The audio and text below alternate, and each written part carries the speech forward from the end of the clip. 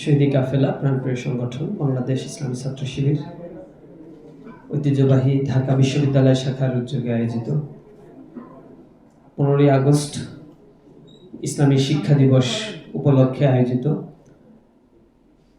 শিক্ষার উপনিবেশায়ন আব্দুল মালেকের শিক্ষা প্রস্তাবনা ও সমকালীন বাংলাদেশের শিক্ষা ব্যবস্থা শীর্ষক সেমিনারে উপস্থিত সম্মানিত অতিথিবৃন্দ, প্রোগ্রামের সম্মানিত সভাপতি, ইসলামী ছাত্র শিবিরের কেন্দ্রীয় কার্যকরী পরিষদের সদস্য, ডাকসুর নির্বাচিত এজিএস মহিউদ্দিন ভাই, উপস্থিত ডাকসুর সম্মানিত ভিপি, ইসলামী ছাত্র শিবিরের সাবেক কেন্দ্রীয় আন্তর্জাতিক সম্পাদক আবু সাদিক কাইম ভাই সহ জাতির জাগ্রত বিবেক সাংবাদিক বন্ধুগণ, প্রিয় উপস্থিতি, আসসালামু আলাইকুম রহমতুল্লাহি ওয়া বারাকাতুহু। আজকে দীর্ঘদিন পরে আল্লাহ রাব্বুল আলামিন আমাদেরকে শহীদ আব্দুল মালেকের স্মৃতি বিজড়িত এই ক্যাম্পাসে শহীদ আব্দুল মালেককে নিয়ে, তার চিন্তা নিয়ে, তার দর্শন নিয়ে আলোচনা করার সুযোগ দিয়েছেন। যে ক্যাম্পাসে কথা বলতে গিয়ে বাতিলের আগ্রাসনের শিকার হয়েছিলেন, যারা এই জাতির জন্য বুক ফাটিয়ে, মুখ ফুটে, চিৎকার করে বারবার বলে আমরা মানুষের স্বাধীনতা চাই, কথা বলার স্বাধীনতা চাই, পোশাকের স্বাধীনতা চাই, কিন্তু এরা হচ্ছে মানসিকভাবে সবচেয়ে বর্বর এবং হিংস্র।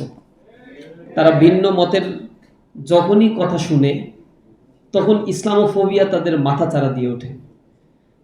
তারা বিকিনি পরে ঘুরে বেড়ানোর পক্ষে সাফাই গাইবে যে এইটা হচ্ছে মডার্নাইজেশন, এটা হচ্ছে পোশাকের স্বাধীনতা।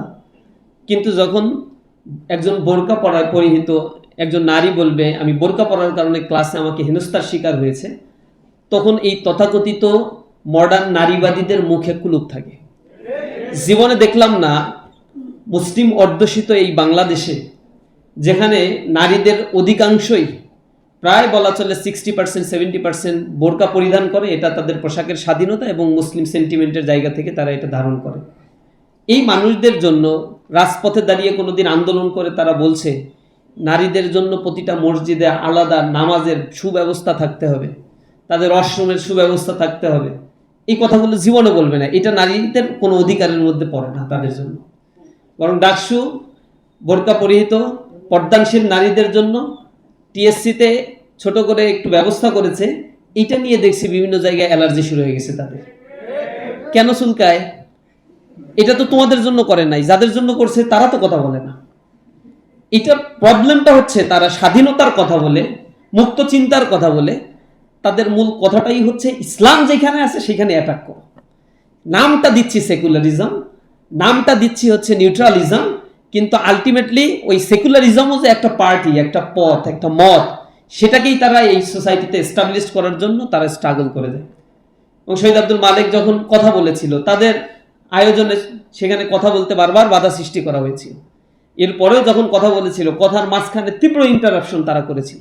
এরপরেও শহীদ আব্দুল মালেক তার বক্তব্য চালিয়ে গিয়েছিলেন এবং ক্ষুদ্ধার যুক্তির কাছে পাল্টা যুক্তি দিতে না পেরে সেখান থেকে সে বের হওয়ার পরে সোহরাওয়ার্দী উদ্যানে তাকে একা পেয়ে নির্মমভাবে আঘাত করে।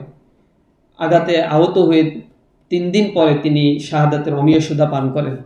এই বিপ্লবীর জন্য আল্লাহ রাব্বুল আলামিনের কাছে দোয়া করি, শহীদ আব্দুল মালেকের রক্তের বিনিময়ে এই ক্যাম্পাসে হাজার হাজার মালিকের জন্ম হয়েছে।